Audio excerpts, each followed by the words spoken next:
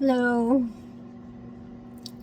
I'm making this video on 12/21st, 2024. If someone were to ask me what a meltdown feels like in autism, this is how I would describe it. Imagine yourself in a vice, and it's being cranked tighter and tighter and tighter, and you're getting squished and squished and squished until pop, body parts go everywhere, all that tension is released, mayhem everywhere, no longer intact, no longer organized, just. Or what I sometimes can manage to do to try to avoid a major meltdown is let out a few seconds of what I do during a meltdown, such as stomping my feet, clapping really hard, or punching my legs or a table till they're bruised. If I let just a little bit of that, if I can, eke out, it makes that vice stop squeezing and maybe back up a little bit, so I can deal better. So it can be like a series of days where this vice is getting tighter and tighter, and then it is released just a little bit tighter and tighter. But if it's too big and you can't release it, it's just going to explode. And what I do is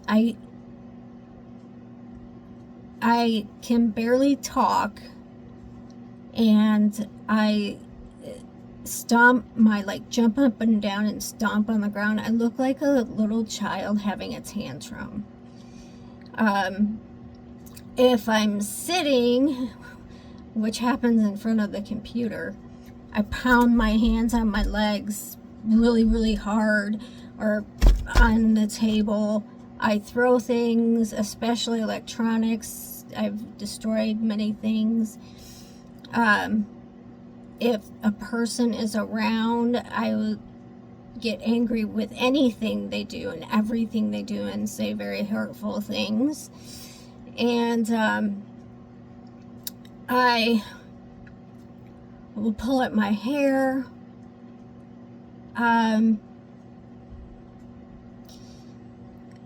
cry, just sob, and not know how to I just go, my brain freezes and I don't know how to help myself. And so I go, if I feel it coming on, where like this is going to happen right here, like today in Walmart of all places. I had my headphones on, I have my sunglasses on. I can show you a picture maybe of what I look like. I hate it. I hate how I look with all that on, but it makes a big difference. But it still wasn't enough. That place just sends me through the roof.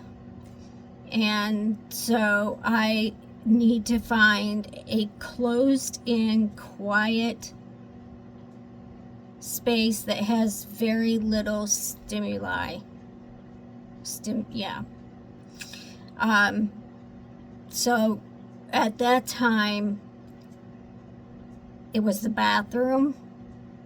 So either the bathroom, or just grab something randomly and say I need to try it on, and go into a dressing area and just sort of try to de-escalate and breathe.